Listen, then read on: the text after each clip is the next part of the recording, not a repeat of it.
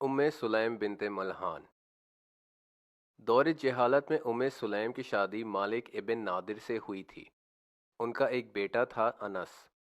جب نبوت کا اعلان ہوا، سلیم نے اسلام قبول کر لیا۔ اس پر اس کا شوہر خفا ہو کے شام چلا گیا اور وہیں حالت کفر میں اس کا خاتمہ ہوا۔ سلیم نے تہیہ کر لیا کہ جب تک انس بڑا نہیں ہو جاتا وہ شادی نہیں کرے گی، اور اس طرح وہ ہر رشتے کو انکار کر دیتی۔ انس کو سلیم نے نبی صلی اللہ علیہ وسلم کی شاگردگی میں سونپا اور حوالے کرتے وقت کہا، اے خدا کے نبی، مدینہ کے سب لوگوں نے آپ کو تحفے دیے، میرے پاس اپنے بیٹے کے علاوہ کچھ نہیں، اسے اپنی سرپرستی کے سائے قبول کریں۔ اس وقت انس کی عمر 10 برس تھی۔ اگلے 10 سال نبی صلی اللہ علیہ وسلم کے ساتھ گزرے اور وہ امت کے معلم بنے۔ جیسے ہی انس رضی اللہ تعالیٰ عنہ جوان ہوئے، ابو طلحہ نے سلیم کو رشتہ بھیجا۔ سلیم نے انکار کرتے ہوئے کہا، تم مشرک ہو اور میں مسلمان، ہماری شادی نہیں ہو سکتی۔ ابو طلحہ نے حیرانگی سے پوچھا، تمہارا سونے اور چاندی کے زیورات کے شوق کو کیا ہوا؟ میں تمہیں سب آسائشیں دوں گا۔ سلیم بولی، طلحہ تم ان میں سے ہو جو لکڑی کے خداؤں کو پوجتے ہیں۔ اس مکالمے نے ابو طلحہ کو سوچنے پہ مجبور کر دیا۔ اس نے غور کیا کہ سلیم کو سونے چاندی سے زیادہ دین مقدم ہے۔ وہ فوری نبی صلی اللہ علیہ وسلم کے پاس پہنچا اور اسلام قبول کیا۔ دونوں کی شادی قوی حق مہر کے ساتھ ہوئی اور خدا نے ابو عمیر نامی بیٹے سے انہیں نوازا۔ جب ابو عمیر کی طبیعت خراب ہوئی تو باپ بہت پریشان رہتا تھا۔ ایک رات ابو طلحہ نبی صلی اللہ علیہ وسلم کے پاس بیٹھا تھا کہ ابو عمیر کی وفات ہو گئی۔ ماں نے بہت صبر کا مظاہرہ کیا، اور جب ابو طلحہ گھر لوٹ کے بیٹے کی خیریت معلوم کرنے لگا تو سلیم نے پوچھا، اگر کوئی ہمارے پاس امانت رکھوائے اور پھر وصول کرنے آئے تو ہمیں امانت لوٹا دینی چاہیے؟ جواب ملا، ہاں بالکل۔ تو سننے کو ملا، خدا نے بھی ہمیں بیٹا دیا تھا اور اپنے پاس اسے بلا لیا ہے، خدا کی رضا میں خوشی اور صبر ڈھونڈو۔ نم آنکھوں کے ساتھ باپ بولا، ہم اسی کے ہیں اور اسی کے پاس لوٹ کے جانا ہے۔ خدا نے دونوں کے صبر کا اجر انہیں ایک بیٹے عبداللہ ابن طلحہ کی شکل میں دیا۔ الذين إذا أصابتهم مصيبة قالوا إنا لله وإنا إليه راجعون أولئك عليهم صلوات من ربهم ورحمة وَأُولَئِكَ هُمُ الْمُهْتَدُونَ۔ سلیم جنگوں میں اپنے شوہر اور نبی صلی اللہ علیہ وسلم کے ہمراہ جاتی۔ دوسری عورتوں کے ساتھ وہ مسلمان لشکر کو پانی پہنچاتی، زخمیوں کی مرہم پٹی کرتی اور شہداء کو میدان جنگ سے واپس لاتی۔ جنگ حنین میں بھی وہ موجود تھیں۔ جب جنگ نے شدت پکڑی تو ابو طلحہ کو اپنی بیوی کی فکر ہوئی۔ سلیم نے خنجر پکڑتے ہوئے کہا، کسی نے ہم پہ حملہ کیا تو ہم زوردار جواب دیں گے۔ نبی صلی اللہ علیہ وسلم سلیم کے لیے بہت دعائیں مانگتے تھے۔ معراج کے سفر پہ انہوں نے سلیم کو جنت میں بھی دیکھا۔ ابو جابر رضی اللہ تعالیٰ عنہ سے روایت ہے، نبی صلی اللہ علیہ وسلم نے فرمایا، میں نے ابو طلحہ کی بیوی کو جنت میں دیکھا، پھر مجھے کسی کے قدموں کی چھاپ سنائی دی اور وہ بلال تھا۔ تا حیات سلیم مسلمانوں اور اسلام کی خدمت کرتی رہی، ہمیشہ نبی صلی اللہ علیہ وسلم کا مشکلات میں ساتھ دیا، اور نبی صلی اللہ علیہ وسلم کی وفات کے بعد بھی کام جاری رکھا، حتیٰ کہ وہ خدا سے جا ملی۔ اس طرح سلیم نے اپنا نام اسلام کی تاریخ میں نقش کر دیا۔ والمؤمنون والمؤمنات بعضهم أولياء بعض يأمرون بالمعروف وينهون عن المنكر ويقيمون الصلاة ويؤتون الزكاة ويطيعون الله ورسوله أولئك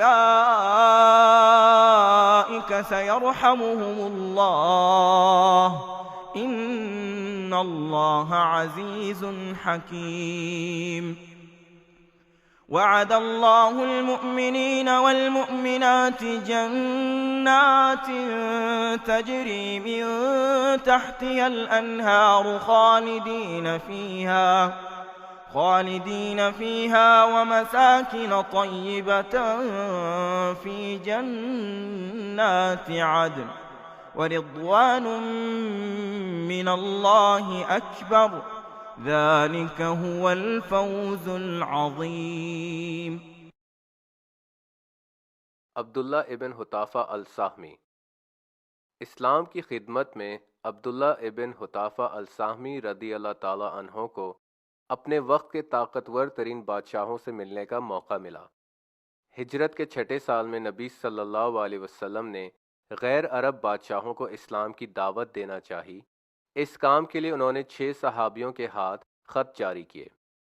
ان 6 میں سے ایک عبداللہ ابن حطافہ بھی تھے اور انہیں فارس کے بادشاہ خسرو کے پاس بھیجا۔ عبداللہ ابن حطافہ رضی اللہ تعالی عنہ اپنے بیوی بچوں کو الوداع کہہ کے فارس کی جانب چل پڑے۔ وہاں پہنچ کر انہوں نے پہرے دار کو خط کا بتایا اور بادشاہ کے دربار میں حاضر ہونے کی اجازت مانگی۔ خسرو نے اجازت دی اور اپنے دربار کے عربی ادیب سے خط پڑھنے کو بولا۔ اس نے خط پڑھنا شروع کیا۔ بسم اللہ الرحمن الرحیم، من جانب محمد رسول اللہ بادشاہ فارس خسرو کے لیے، سلامتی ہو ان پہ۔ خسرو نے درباری ادیب کو یہیں روک دیا اور غصے کا اظہار کیا کہ خط میں اس کا نام پہلے نمبر پہ نہ لکھا گیا۔ اس نے ادیب سے خط چھین کے پھاڑ دیا اور عبداللہ رضی اللہ تعالی عنہ کو دربار سے نکال دیا۔ وہ وہاں سے نکل کے مدینے کی تیاری کرنا شروع ہو گئے۔ جب خسرو کا غصہ ٹھنڈا ہوا، اس نے عبداللہ ابن حطافہ کو واپس بلایا، مگر وہ جا چکے تھے۔ جب وہ نبی صلی اللہ علیہ وسلم کے پاس پہنچے اور سارا واقعہ سنایا، نبی صلی اللہ علیہ وسلم بولے، خدا خسرو کی سلطنت کے اتنے ہی ٹکڑے کرے گا جتنے اس نے خط کے کیے۔ اور ہوا یوں کہ خسرو کے بیٹے شہروائے نے اسے قتل کر دیا۔ 19ویں ہجری میں عمر رضی اللہ تعالی عنہ نے مسلمانوں کو رومی فوجوں سے لڑنے بھیجا۔ عبداللہ ابن حطافہ بھی مسلمان فوج میں تھے۔ مسلمان کے آنے کی خبر روم کے بادشاہ تک پہنچی۔ اس نے مسلمانوں کے جذبے جہاد کے بارے میں بہت کچھ سن رکھا تھا اور یہ بھی جانتا تھا کہ خدا اور اس کے رسول کے لیے شہید ہونے سے ڈرتے نہیں۔ اس نے حکم جاری کیا کہ کسی بھی مسلمان فوجی کو پکڑ کے اس کے سامنے پیش کیا جائے۔ خدا کی شان، رومی فوجیوں نے عبداللہ ابن حطافہ کو گرفتار کر لیا اور بادشاہ کے پاس لے آئے۔ وہ غور سے عبداللہ ابن حطافہ کو دیکھتا رہا اور بالآخر بولا، میری تجویز ہے کہ تم عیسائی بن جاؤ۔ اگر تم ایسا کر لو، میں تمہیں آزاد کر کے واپس جانے کی اجازت دے دوں گا۔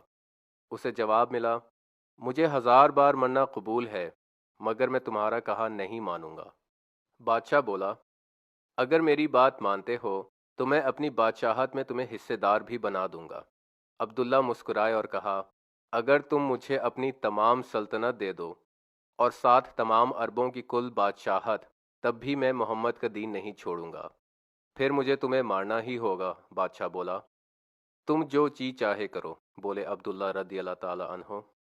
بادشاہ کے حکم سے عبداللہ ابن حطافہ کو صلیب پہ باندھ دیا گیا اور فوجیوں نے ان کے بازو کے قریب نیزے مارے۔ بادشاہ نے اپنی بات دہرائی اور عبداللہ رضی اللہ تعالی عنہ کا جواب قائم رہا۔ پھر ان کے پیر کے پاس نیزے مارے گئے، مگر وہ پھر بھی اپنی بات پہ قائم رہے۔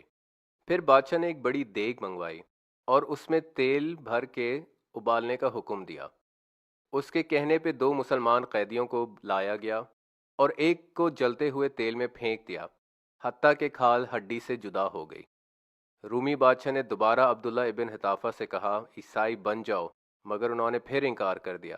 بادشاہ نے فوجیوں کو حکم دیا کہ عبداللہ کو دیگ میں پھینک دو۔ جس وقت عبداللہ رضی اللہ تعالی عنہ کو دیگ کی طرف لے جایا جا رہا تھا، ان کی آنکھوں میں آنسو آ گئے۔ بادشاہ کو لگا یہی جیت کا موقع ہے۔ اس نے پھر سے عبداللہ رضی اللہ تعالی عنہ کو عیسائیت کی طرف دعوت دی، مگر انہوں نے دوبارہ انکار کر دیا۔ تعجب سے بادشاہ نے پوچھا، تو پھر تم رو کیوں رہے تھے؟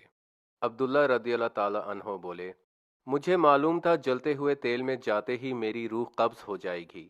مجھے رونا آیا کہ کاش مجھے اتنی زندگیاں ملتیں جتنے میرے بدن پہ بال ہیں، تاکہ میں ہر زندگی خدا کی راہ میں خرچ کر دوں۔ بادشاہ بولا، کیا تم میرے ماتھے کو چوم سکتے ہو؟ بدلے میں تمہیں رہا کر دوں گا۔ عبداللہ بولے، اور تمام دوسرے مسلمان قیدیوں کو بھی؟ بادشاہ بولا، ہاں ضرور۔ عبداللہ ابن حطافہ کو اس میں کوئی حرج نہیں معلوم ہوا और उन्होंने बादशाह के माथे पे बोसा दे दिया। कैसर के हुक्म से तमाम मुसलमानों को रिहा कर दिया गया और वो लोग मदीने को वापस लौट गए। मदीने पहुंच के अब्दुल्ला इब्न हुताफा ने तमाम वाक़या खलीफा उमर को बताया।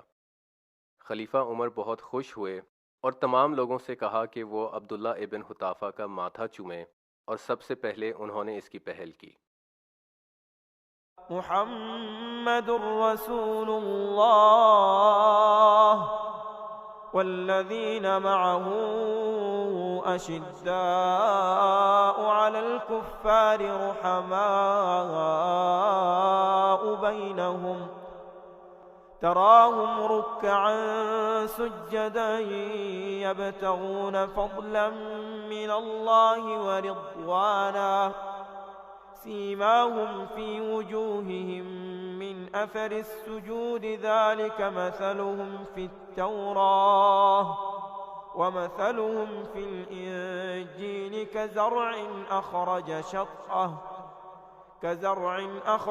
شطأه فآزره فاستغلظ فاستوى على سوقه يعجب الزراع ليغيظ بهم الكفار وعد الله الذين آمنوا وعملوا الصالحات منهم مغفرة وأجرا عظيما.